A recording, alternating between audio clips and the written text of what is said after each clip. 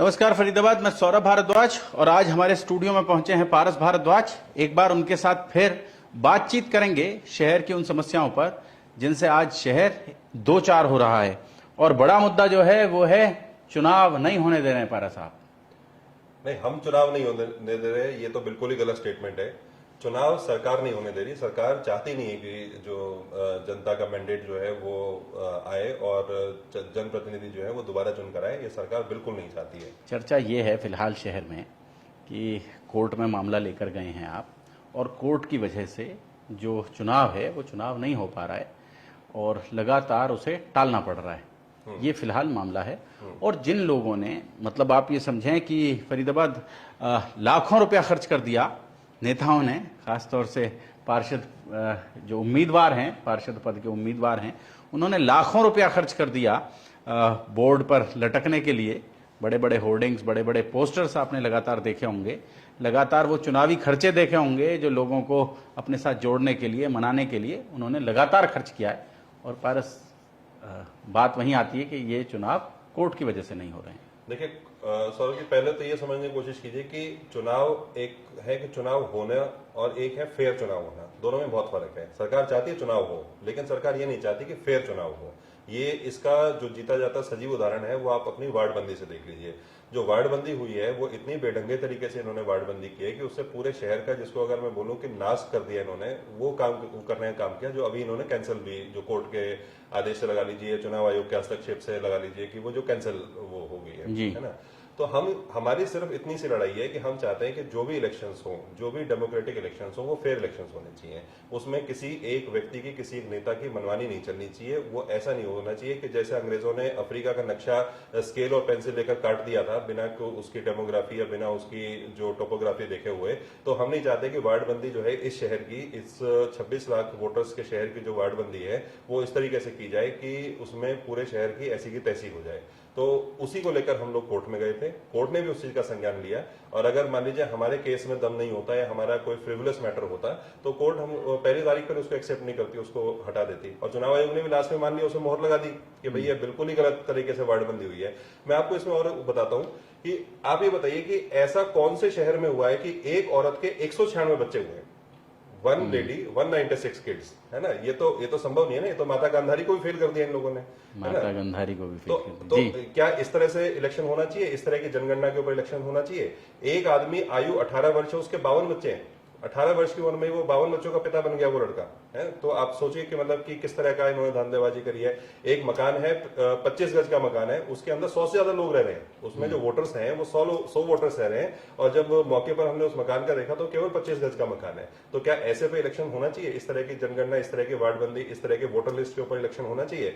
एक एरिया जो industrial plot है, अरे करीब करीब मैं मानता हूँ 2-2.5 हजार गज का इंडस्ट्रियल प्लॉट होगा NIT क्षेत्र के अंदर, और उसके अंदर 250 वोटर्स दिखा रखे हैं जो उसके अंदर रह रहे हैं, और खाली प्लॉट पड़ा हुआ है, उसके अंदर सूअर लेट रहे हैं उस प्लॉट के अंदर, और उसके अंदर 250 जो वोटर्स हैं उनका डेटा दिखा रखा है।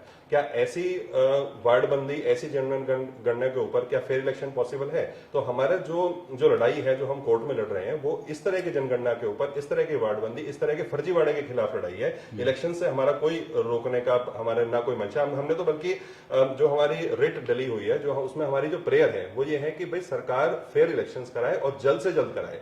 हमने उसमें कहीं पर भी इलेक्शन को स्टे करने की बात नहीं करी। हमने ये बोला है कि भाई इलेक्शन जल्दी होने चाहिए। लेकिन ये बड़ी विचित्र किस्म की सरकार है।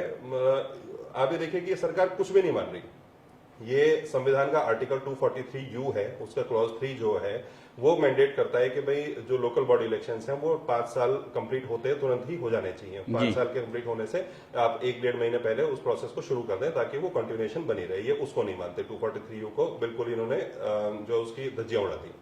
उसके बाद फिर ये सुप्रीम कोर्ट को नहीं मानते। सुप्रीम कोर्ट के लगातार आदेश आ रहे हैं, लगातार आप इतिहास उठा के देख लीजिए। सुप्रीम कोर्ट भी इस बात को कहता है कि भाई जो लोकल बॉडी के इलेक्शंस हैं, जो ग्रास रूट लेवल की डेमोक्रेसी है, या जो पंचायत के इलेक्शंस हैं, वो टाइमली होने चाहिए ताकि जो ग्रास रूट डेमोक्रेसी है वो डेवलप होती रहे।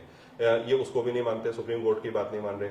2018 में ये लोग अपनी खुद की अमेंडमेंट इन लोगों ने की, जिसमें ये कहते हैं कि भाई जो 6B, जो article Haryana municipal corporation act 94 के अंदर 6 26B का एक अमेंडमेंट लेके आए, संशोधन लेके आए, खुद ही लेके आए 2018 के अंदर, हरियाणा सरकार लेके आई है, जिसमें ये कहते हैं कि भाई वार्ड बंदी जो है वो ड्यू टाइम में कंप्लीट हो जानी चाहिए। अगर नहीं होती है तो आप पुरानी वार्ड बंदी पे इलेक्शन कराओ, लेकिन इलेक्शन डिले मत करो।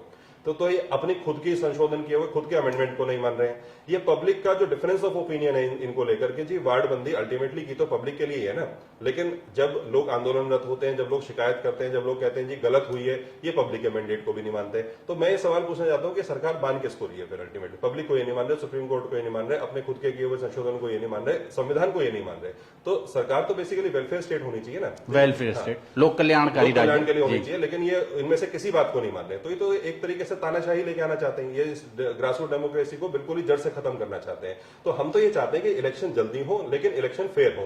अगर इलेक्शन फेयर नहीं कराना चाहती सरकार, अगर सरकार की मंशा ये है कि हम बिल्कुल ही बायस इलेक्शन कराएंगे, तो फिर हम उसकी लड़ाई लड़ते रहेंगे और इलेक्शन नहीं हो। कोरोना की वजह से बहुत दिक्कतें पैदा हुई भारत से। देखिए कोरोना, उसकी वजह से जो देश में जो एक जनगणना होती है वो नहीं हो पाई, जो मतलब सरकारी महकमे के द्वारा, सरकारी जो तंत्र है उसके द्वारा जो जनगणना होती है वो नहीं हो पाई। ठीक है, और वो जनगणना नहीं हुई तो ठेका दिया गया, एक एजेंसी को ठेका दिया गया, क्योंकि वार्ड बंदी। रोक रहा हूं आपकी जी, ठेका दिया गया तो जनगणना करने का ठेका ऐसी कंपनी को देना चाहिए था ना जिसको उसका तजुर्बा होता है। ऐसी कंपनी को तो नहीं देना चाहिए था जो कबाड़ का काम करती है, जो टीन शेड बेचने का काम करती है, जो मॉड्यूलर किचन लगाने का काम करती है। 1.5 करोड़ के टेंडर को 3 करोड़ का कर दिया। मतलब कदम कदम पर भ्रष्टाचार किया इन लोगों ने एक एक चीज को इतना मतलब मैं तो इस बात का सरेआम आरोप लगा रहा हूं कि वार्ड बंदी करने के भी 100% जो नेता है, जो इसके लिए जिम्मेदार रहे होंगे, जो अधिकारी है, उन्होंने 100% पैसा खाया है वार्ड बंदी करने के लिए भी। नेताओं को बुला लिया होगा, अच्छा भैया तूने पार्षद का चुनाव लड़ना है, चल तेरे हिसाब से मैं जो है ना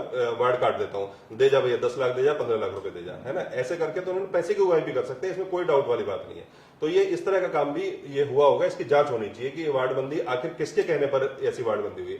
और फिर आप ये बताइए कि इन्होंने इस तरह की एजेंसी को ठेका दे दिया, 1.5 करोड़ के टेंडर को 3 करोड़ का कर दिया, है ना। पूरा का पूरा प्रोसेस लगा उसके अंदर, जनगणना हुई, सारा सरकारी तंत्र भी लगा उसमें पब्लिक का पैसा था।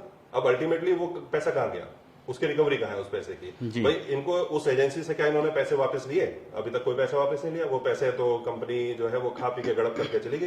तो वो फरीदाबाद की जनता का ही पैसा तो था ना, जो इन नेताओं के मार्फत उस कंपनी ने खाया, और हो सकता है उसका हिस्सा जो है अपने आकाओं तक भी पहुंचाया होगा। तो आप देखिए कि एक एक कदम कदम पर अगर आपने भ्रष्टाचार की कहीं कोई क्लासेस लेनी है, कोई कोर्स करना है, तो फरीदाबाद में आ जाइए, फरीदाबाद के नगर निगम में आ जाइए, फरीदाबाद के नेताओं से आप ट्यूशन ले लीजिए। आपको पूरे के पूरे भ्रष्टाचार का एक, जिसको कहते हैं ना आजकल एक वो डिग्री का बड़ा वो चल रहा है, एंटायर पॉलिटिकल साइंस। तो एंटायर करप्शन के अंदर आपको 360 डिग्री करप्शन कैसे करनी है, 360 डिग्री करप्शन कैसे करनी है, उसकी जो कोचिंग, उसकी जो ट्रेनिंग है, फरीदाबाद में आपको बखूबी मिल सकती है। तो हम इस बात का विरोध कर रहे हैं। सॉरी। पर बड़ा काम ये है, अभी जो बड़ा काम है, आज वो खबर भी आ रही थी, रामजी लाल जी थे यहाँ, चीफ इंजीनियर थे, फरीदाबाद नगर निगम में रहे, बड़ा घोटाला हुआ और आज उनकी मृत्यु हो गई। पंचकुला थे शायद, तो वहीं 3-4 दिन से एडमिट थे अस्पताल में, और वहाँ उनकी आज मृत्यु हो गई। ये भी खबर आ रही थी। नगर निगम घोटालों से जुड़े हुए बहुत सारे लोग हैं जो लगातार सरकार के रेडार पर हैं, लेकिन आमतौर पर कोई कार्रवाई, विशेष रूप से कोई कार्रवाई सरकार की ओर से नहीं हो रही है। देखिए सरकार की तरफ से नगर निगम, हम थोड़ा सा चुनाव की बात कर रहे थे, लेकिन इसको मैं मतलब हम थोड़ा जल्दी से वाइंड अप कर देते हैं इस बात को, कि क्योंकि ये अपने आप में एक, समझ लीजिए कि अगर हम भ्रष्टाचार की बात करने लग जाएंगे ना, तो ये सरकार के लिए गरुड़ पुराण की तरह हो जाएगा, गरुड़ पुराण बांचने वाली बात हो जाएगी। नगर निगम में जो भ्रष्टाचार हुआ उसमें इन्होंने सिर्फ लीपापोती का काम किया, चाहे वो अधिकारियों को तक, तो जो बड़े अधिकारी उन तक तो पहुंचे नहीं, और छोटे छोटे जो अधिकारी हैं जो बेचारे उसके अंदर सहायक जरूर रहे होंगे, लेकिन उसके वो प्लानर्स नहीं है, वो उसके षड्यंत्रकारी नहीं है, वो उसके कॉन्स्पिरेटर्स नहीं है ना। जो कॉन्स्पिरेटर्स हैं वो तो आज भी मजे से घूम रहे हैं। कॉन्स्पिरेटर्स के अंदर इन्होंने क्यों नहीं फरीदाबाद नगर निगम की मेयर के ऊपर हाथ डाला, इन्होंने क्यों नहीं सीनियर डिप्टी मेयर के ऊपर हाथ डाला, इन्होंने क्यों नहीं फाइनेंस कमेटी के चेयरमैन के ऊपर हाथ डाला। इन्होंने इस तरह के जो बड़ी बड़ी लोग थे जिनकी नाक के नीचे सारा भ्रष्टाचार हो गया, जिनके सिग्नेचर्स चलते थे वहां पर, जो बिना उनकी सिग्नेचर करे हुए फाइलें पास नहीं होती थी, उनको क्यों नहीं इन्होंने अब तक अंदर किया? उनके ऊपर तो कोई पूछताछ भी नहीं कर रहे हैं। आईएएस अधिकारी हैं, वो आज अपनी जांच को मैनेज कर रहे हैं, क्या कर रहे हैं क्या नहीं कर रहे हैं कुछ नहीं पता। ये तो छोटे छोटे अधिकारियों को डाल दिया, उसके बाद उन्होंने भी बेल ले ली और पब्लिक जो है वो ऐसी कैसी बेवकूफ बनी की बनी रह गई। सिर्फ मीडिया में कुछ दिन चला, आज कौन उठा रहा है उस भ्रष्टाचार के मुद्दे को? कोई भी नहीं उठा रहा। हम भी इंतजार कर रहे हैं कि सरकार कब उठाए, कब इस चीज के ऊपर कुछ कार्रवाई करेगी। नहीं करेगी तो हम एक जन आंदोलन खड़ा करेंगे इसको लेकर। भाई भ्रष्टाचार हमारा पैसा है ना, पब्लिक का पैसा है, 200 करोड़ रुपए। आप सोचिए कि भाई जो 26 लाख वोटर्स हैं, जो 40 वार्ड हैं, उनका 200 करोड़ रुपए जो है वो सरकार जो है वो देनदार है। सरकार 200 करोड़ रुपए शराफत से वापस करे, नहीं तो पब्लिक उस पैसे को मांगने के लिए सड़कों पर उतरने के लिए बिल्कुल तैयार बैठी है। पर अभी चुनाव पर फिर लौटते हैं। अब कौन सी तारीख लगी है कोर्ट में? देखिए, कोर्ट में तो हमारी तारीख लगी है अगस्त में। एग्जैक्ट मुझे ध्यान नहीं है, शायद 14 अगस्त के आसपास शायद तारीख लगी है। 15 अगस्त के आसपास की कोई होगी, 14 होगी, 16 होगी। लेकिन देखिए, अब चुनाव जो संभव होगा, जो पॉसिबल है, जो टेक्निकली भी पॉसिबल है, जो सरकार को करा लेना चाहिए, चुनाव जल्दी कराना चाहिए और पुरानी वार्डबंदी पे करा लेना चाहिए। पुरानी वार्डबंदी पे चुनाव करवाने की बात जो है वो इनका जो म्युनिसिपल कॉर्पोरेशन का एक्ट है वो भी यही बात बोलता है, सुप्रीम कोर्ट भी ये बात बोलता है। चाहे उसमें मध्य प्रदेश की जो अभी जजमेंट आई पीछे, सुरेश महाजन वाली जजमेंट आई थी, उसके अंदर भी ये था कि पुरानी वार्डबंदी के ऊपर इलेक्शन हो जाए, होना चाहिए, मतलब उसके अंदर, और पूरे देश के ऊपर उन्होंने लागू की थी। या कोई भी आप उठा के देख लीजिए तो उसमें यह है कि पुरानी वार्डबंदी पर ही टेक्निकली पॉसिबल है, और मॉरली भी सरकार को पुरानी वार्डबंदी में इलेक्शन कराना चाहिए। मॉरली इसलिए कराना चाहिए क्योंकि जो 5 साल का जो समय होता है वो जनता के लिए होता है। भाई 5 साल उन्होंने, आपके जो पार्षद थे उनका कार्यकाल देख लिया, उन्होंने किस तरह के डेवलपमेंट किए या घोटाले किए, जो भी कुछ है, वो जो उसका लेखा जोखा है, जो उसकी रिपोर्ट कार्ड है, वो अब जनता के सामने लेके आने का समय आ गया। तो ऐसा नहीं होना चाहिए कि भाई जब जनता का समय आया कि वो बटन दबाकर अपने जनप्रतिनिधि को चुने या मैंडेट दे सके, उस समय आप क्या करो कि जो आपके विरोधी लोग हैं उनको उठाकर तो किसी और वार्ड में डाल दिए। जहां आपने काम नहीं कराया, जहां की गलियां आज भी लोग परेशान हो रहे हैं, जहां निकलने के रास्ते नहीं है, आपने उसको अपने वार्ड में से कटवा के किसी दूसरे के वार्ड में फिकवा दिया। तो वो जो लोग हैं वो ना तो इधर वोट करने लायक रहे, अपने बदलाव लाने के लिए रहे, और ना वो अपनी मैंडेट को एक्सरसाइज करेंगे नए व्यक्ति के ऊपर, जिससे उनका कभी तो पाला नहीं पड़ा। उस वार्ड के अंदर वो उस व्यक्ति को कैसे दोषी ठहराएंगे जो नया व्यक्ति होगा, क्योंकि उनके वार्ड में ही नहीं आ रहा वो लोग, तो है ना। तो इस तरह का काम जो ये षड्यंत्र है, ये ऐसा नहीं है, इनको ये समझना चाहिए नेताओं को कि पब्लिक है, ये घुस नहीं खा रही, कि जो इनको समझ में नहीं आएगा तुम लोग क्या काम कर रहे हो। तो उसको रोकने के लिए हमारे जैसे समाजसेवी संगठन और बहुत सारे RWS ने हमें समर्थन दिया। जनता ने पैसा इकट्ठा किया, और जो आप लाखों रुपए कह रहे हो नेताओं के लगे, लाखों रुपए हमारे भी लगे हैं, पब्लिक के भी लगे हैं। हाई कोर्ट में केस लड़ना आसान काम नहीं होता, 5-6 लाख रुपए लग जाते हैं अगर कोई अच्छा वकील, और सरकार के खिलाफ वो भी लड़ाई करने के लिए अगर आपको कोई वकील करना है, तो पैसा पब्लिक ने इकट्ठा किया। बहुत सारे RWS हैं जो NIT क्षेत्र से जो है उन्होंने पैसा इकट्ठा किया। मैं अपना पर्सनल बताऊं, मेरे बच्चे की स्कूल की फीस रखी हुई थी जो हम जमा करनी थी, लेकिन अब पैसे कम पड़ रहे थे, तो हमने वो पैसा भी लगाकर हमने इस वार्डबंदी को रुकवाने के लिए हमने वकील की फीस के अंदर वो पैसा वो दे दिया। तो ये सेक्रीफाइसेस, ये बलिदान हम सिर्फ इसलिए तो कर रहे हैं कि भाई जो इलेक्शंस है वो फेयर होने चाहिए, और जनता को जो है एक न्याय संगत जो मैंडेट है वो उनको मिलने का मौका, न्याय संगत मैंडेट देने का मौका मिलना चाहिए, देने का मौका मिलना चाहिए। तो अभी मतलब फिलहाल चुनाव की कोई निकट में कोई संभावना नजर नहीं आ रही है पारस? इनके तरीके से करेंगे तो नहीं हो रही, जो ये चाह रहे हैं कि भाई ये किसी भी तरीके से चुनाव करवा लें। लेकिन अगर ये वाकई में चुनाव कराना चाहते हैं, वाकई में जनहितैषी काम करना चाहते हैं, तो पुरानी वार्डबंदी पर चुनाव चाहिए कल घोषणा कर दें। उसके ऊपर कोई टेक्निकल ग्लिच नहीं है किसी भी तरीके का। जनता भी खुश है, जनता भी चाहेगी कि भाई वो अपना मैंडेट दें उस पुरानी वार्डबंदी पर, जिसमें इन्होंने 5 साल काटे हैं, जो इन्होंने पूरा शहर खोद के डाल दिया, 5 साल कोई काम नहीं किया। फिर लास्ट में जब ये निगम भंग हो गया, उसके बाद इन्होंने फिर पूरा शहर खोद के और फिर काम को दिखा रहे हैं कि देखो जी हमने 5 साल में कितना काम किया। वो 5 साल कहां चले गए थे जब आपके पार्षद इसमें, जब उनका कार्यकाल चल रहा था, जब वो सीट पर मौजूद थे, तब कहां चला गया? 10,000 करोड़ रुपए का जो बजट था, आपको 5 साल में बजट मिला, उस बजट का हिसाब किताब क्या है? आपने 1-1.5 साल में इतना काम करके दिखाने की कोशिश कर रहे हो, उल्टा सीधा जैसे मर्जी सड़कें डाल रहे हो, उसकी कोई टेक्निकल स्पेसिफिकेशंस फॉलो नहीं कर रहे हो, ना उसमें कोई ढलान फॉलो कर रहे हो। वो तो आप बेसिकली शहर को फिर दोबारा गर्त में डाल रहे हो, और आपका क्या जाएगा? आप तो फिर दोबारा से खोदना शुरू कर दोगे जी कि इसका ढलान ठीक नहीं हुआ था, इसके अंदर सीवर की पाइपलाइन डालना भूल गए थे। अब जगह जगह हम देखते हैं जो नई सड़कें बनी हैं, नई सड़कों को खोद देते हैं। तिलपत की वो पूरी बड़ी सड़क खोद दी, पूरी बड़ी सड़क, सीवर लाइन, और भी कहीं पर आप चले जाइए, छोटे छोटे टुकड़ों में खोद रहे हैं उसको। देखिए क्यों खोद रहे हैं? मैंने एक दिन गाड़ी रोक के पूछा, मैंने कहा भैया इसको खोद क्यों है? तो अभी बनी है सड़क। बोले जी वो सीवर का ना पाइपलाइन इस कोने से इस कोने जोड़ना भूल गए थे इसके अंदर। तो जल्दबाजी का जब काम कर, अल्टीमेटली पब्लिक का पैसा ही है ना ये सारा। तो भ्रष्टाचार तो इतना ज्यादा है, और ये वार्ड बंदी इसीलिए हम चाहते हैं कि भाई इलेक्शन जो है वो पुरानी वार्ड बंदी पे हो, फेयर इलेक्शन होने चाहिए, अनफेयर इलेक्शन नहीं होने चाहिए। और इसके अंदर एक बात और जो हम मिस कर रहे हैं, वो जो ये बात बोलते हैं कि भाई हमने गांव ऐड करे हैं इसके अंदर, जिसकी वजह से वार्ड बंदी करनी पड़ी। वहां पर भी ये पब्लिक को सिर्फ बेवकूफ बनाने का काम कर रहे हैं, क्योंकि जो इनकी म्युनिसिपल कॉर्पोरेशन एक्ट है उसके अंदर कहीं पर भी ये नहीं लिखा हुआ कि अगर आप एरिया ऐड करते हो या डिलीट करते हो तो पूरे के पूरे शहर की वार्ड बंदी दोबारा करेंगे। भाई आपको 40 से 45 वार्ड करने थे, आप जो आपने गांव ऐड किए थे, जो उनको आप 5 वार्ड और ऐड कर देते उसके अंदर, 5 कर देते, 3 कर देते, 4 कर देते, जितने भी होते हैं, मतलब उसी एरिया की अपनी वार्ड बंदी कर देते, वार्ड बंदी कर देते और आप इलेक्शन करवाते, किसी को कोई आपत्ति नहीं होती उसके अंदर, है ना। लेकिन आपने तो पूरे के पूरे शहर को उधेड़ दिया, सबके नंबर चेंज कर दिए। आज पब्लिक में जाते हैं तो पब्लिक को ये कंफ्यूजन नहीं है, आप किसी अनपढ़ व्यक्ति से, मैं किसी गाँव की महिला से किसी पूछता हूँ कि भैया पता ना पहले तो यो 26 हो कराओ, अब पता ना कहा कर दिया उन्होंने, है ना। तो जब इस तरह की जब लोगों के अंदर कंफ्यूजन है तो आप सोचिए ना कि भाई वो वोटर वोट डालने कैसे जाएगा। तो ये तो आप, अगर आपको ऐसा ही करना है, मैं इसमें तो कहूंगा कृष्णपाल गुर्जर जी से कहूंगा, अगर आपको ऐसे इलेक्शन करवाना है तो आप सारे के सारे 45 पार्षद नॉमिनेट कर दीजिए। आप इलेक्शन ही क्यों करवा रहे हो, क्यों खर्चा कर रहे हो, क्यों सारा कुछ यहाँ पर ये प्रपंच रच रहे हो इसके अंदर। भाई जब आपकी इतनी चल रही है, आप ये शहर में ये चर्चा है कि भाई बिना कृष्णपाल गुर्जर की मर्जी के पत्ता भी नहीं हिलता, है ना। तो अभी बाड़बंदी कैंसिल हो गई, तो अब पत्ते हिलता है या पेड़ उखड़ जाता है वो तो मैं नहीं कह रहा हूँ, उस बात के ऊपर तो नहीं आ रहा हूँ। लेकिन अगर इतनी ही आपकी चल रही है तो आप पूरे के पूरे 45 के 45 को नॉमिनेट कर दीजिए। आप कह दो कि भाई ये मेरे 45 आदमी और ये निगम को संभालेंगे यहाँ पर, तो खत्म करो ना। क्यों पब्लिक को परेशान कर रहे हो आप इलेक्शन के प्रोसेस में, इसको जो झोंक रहे हैं। और बड़ी समस्या ये हो रही है कि लोगों को अभी यही समझ में नहीं आ रहा। अभी चर्चा थी कि अप्रैल में चुनाव हो जाएंगे, लगातार पिछले 3-4-5 महीने से यही लॉलीपॉप था सबके पास कि अप्रैल में चुनाव हो जाएंगे, और लोग उसके हिसाब से तैयारियां कर रहे थे, खर्चा कर रहे थे।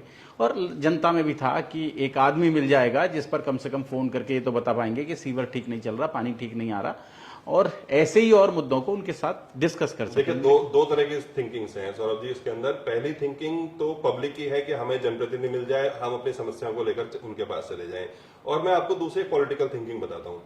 अब जो बड़े लीडर्स हैं उनको तो फ्री के 4-5 कैंडिडेट मिल रहे हैं ना, जो हर वार्ड में जो मिल रहे हैं, जो चाह रहे हैं कि भाई नेताजी हमें टिकट देंगे, तो वो नेताजी के पीछे लगे हुए हैं, नेताजी की गाड़ी का दरवाजा भी खोल रहे हैं, नेताजी के लिए होर्डिंग भी लगा रहे हैं, नेताजी का जन्मदिन भी मना रहे हैं जबरदस्त तरीके से, उनके केक भी काटे जा रहे हैं, उनके लिए भंडारे चलाए जा रहे हैं। पूरा शहर जो है होर्डिंग से पाट दिया, जिसके खर्चों का कोई हिसाब किताब नहीं है कि भाई वो नगर निगम के पास उसमें से कितना खर्चा पहुंचा कितना नहीं पहुंचा, है ना। तो ये सब करने के लिए फ्री की लेबर तो मिल ही रही है नेताजी को, है ना। तो वो जो लेबर है, अगर आज इलेक्शन डिक्लेयर हो जाए तो टिकट तो किसी एक को मिलेगी, तो वो क्यों चाहेंगे कि भाई उनके जो 4 आदमी हैं वो कहीं ना कहीं वो खो जाए। तो इलेक्शन वैसे भी 5 में से 4 उनके खिलाफ हो जाएं, एक ही उनके साथ रह जाए, तो उनकी थिंकिंग ये है, पब्लिक चाहती है हमें जनप्रतिनिधि मिले, लेकिन वो नहीं चाहते। वो भाई उनको कारिंदे चाहिए, पब्लिक को जनप्रतिनिधि चाहिए, तो वो 4 कारिंदे क्यों खोएंगे अपने पब्लिक को एक जनप्रतिनिधि देने के लिए। और वो भी ऐसे जनप्रतिनिधि जो भ्रष्टाचार के मामले उठाना फिर से शुरू कर दे। जैसे पिछली बार भी ये 200 करोड़ का मामला जो है कुछ पार्षदों ने उठाया, जिसमें दीपक चौधरी जी थे, वार्ड नंबर 37 से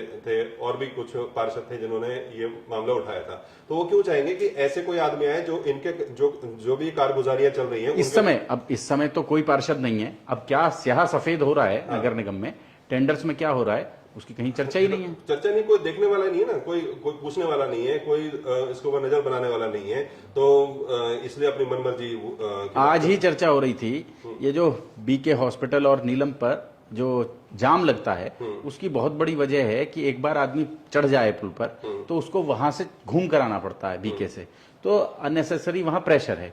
और उसका ये इलाज बताया गया था कि जो बीके नीलम फ्लाईओवर है, नीलम फ्लाईओवर के नीचे से यू टर्न लेकर आदमी वापस आ सकता है। वो सड़क बननी है, उसका टेंडर हुआ पड़ा है, मतलब पिछले 1.5 साल से उसका टेंडर हुआ पड़ा, लेकिन कोई कहने सुनने वाला नहीं है कि इसको बनाया जाए। इससे भी बड़ा ये तो एक बात आप बिल्कुल ठीक कह रहे हो कि प्रेशर जो बार बार जनता कहीं से यू टर्न ले रही है, कभी किसी रास्ते को बंद कर देते हैं, कभी कुछ करते हैं। आप ये देख लीजिए जो मेवना महाराजपुर वाला जो अंडरपास है, इससे आदमी बाहर निकलता है, उसके बाद फिर क्या है कि जो क्रॉस करने के लिए जो कट है जो पुल के नीचे देना चाहिए वो इन्होंने उस पे दे रखा है, मतलब वो पीछे दे रखा है वो, तो आदमी आ रहा है तो वो सीधा नहीं निकल सकता, उसको कम से कम ये लगा लीजिए 1 किलोमीटर आगे से और फिर वापस 1 किलोमीटर से यू टर्न लेके आना पड़ेगा। तो वो क्या करता है, वो वापस घूम जाता है, वो 50 मीटर के लिए 50 मीटर के लिए वापस घूम जाता है, रॉन्ग साइड पे जाता है, जिसकी वजह से एक्सीडेंट का खतरा बना रहता है। रात को चले जाइए, जाम लगा रहता है पूरा का पूरा। कल बारिश आ रही थी वहां पर और इतना जाम लगा हुआ था, कारण क्या है, किसी एक सज्जन ने जो है वो गाड़ी अपनी रॉन्ग साइड में घुमा दी, इधर से भी गाड़ियां आ गई, उधर से फिर उन्होंने डिवाइडर्स लगा रखे हैं, वहां पुलिस खड़ी हुई है, तो वो पूरा का पूरा ये मिसमैनेजमेंट ही तो है। कोई इनसे पूछे कि भाई ये प्लानिंग किसने करी है, ये प्लानिंग किसने, क्या इनको नहीं पता था कि यहाँ से अंडरपास निकलेगा और सामने फ्लाईओवर आएगा, या ऐसा था कि भाई ये किसी और सरकार ने बना दिया और वो किसी और सरकार ने बना दी। ब्यूरोक्रेसी तो वही है, लेकिन ये कहीं ना कहीं अपने निजी फायदे के लिए, शायद हो सकता है वहां पर कृष्णपाल जी की कुछ दुकानें रही होंगी या कुछ ना कुछ उनकी प्रॉपर्टी रही होगी, शायद उसकी लोकेशन ना खराब हो जाए, उसको कोई लोकेशनल डिसएडवांटेज ना हो जाए, इसकी वजह से पब्लिक जाए भाड़ में, पब्लिक चाहे त्रस्त हो जाए उसके अंदर, लेकिन अपनी लोकेशन जो है वो हमारी सेफ रहनी चाहिए, वो हमारी उसकी जो उसकी शोभा है वो बनी रहनी चाहिए, उसकी अप्रोचेबिलिटी बनी रहनी चाहिए, जनता की अप्रोच बने ना बने। तो शायद इस मंशा से ये लोग काम करते हैं उसमें। तो मतलब मैं पूछना चाहता हूँ कि ये कौन है, ऐसे कौन प्लानर्स हैं जिन्होंने ये इस तरह से जो शहर को पूरा का पूरा मिसमैनेज कर रखा है। तो ये बहुत सारे मुद्दे हैं जो जिनके ऊपर आज कोई कहने सुनने वाला नहीं है, जो कोई बोलने वाला नहीं है इन सब चीजों के बारे में, और ये जनता को इन सब चीजों से महरूम रख रहे हैं, है ना। तो ये तो वाली बात है कि एक किसी शायर की बात मुझे याद आ रही है कि ये जब्र भी देखा है आंखों की इन आंखों ने, कि लम्हों ने खता की थी, सदियों ने सजा पाई है, सदियों ने सजा पाई है। तो ये वही वाली बात है कि ये जो लम्हे जो ये खता कर रहे हैं कि जो कहीं कुछ बना दिया कहीं कुछ बना दिया अपनी कन्वीनियंस से, तो इसकी सजा कौन भुगतेगा? इसकी सजा पीढ़ियां, इस शहर की पीढ़ी दर पीढ़ी भुगतेंगी। तो सदियां भुगतेंगी, जो ये लम्हों में जो खता हो रही है, तो ये सदियां भुगतने वाली है इनको, है ना। तो वो वाली बात है। बहरहाल फरीदाबाद जोड़ेंगे आपको शहर की ऐसी ही और महत्वपूर्ण चर्चाओं के साथ। बहुत बहुत धन्यवाद। धन्यवाद। धन्यवाद। धन्यवाद।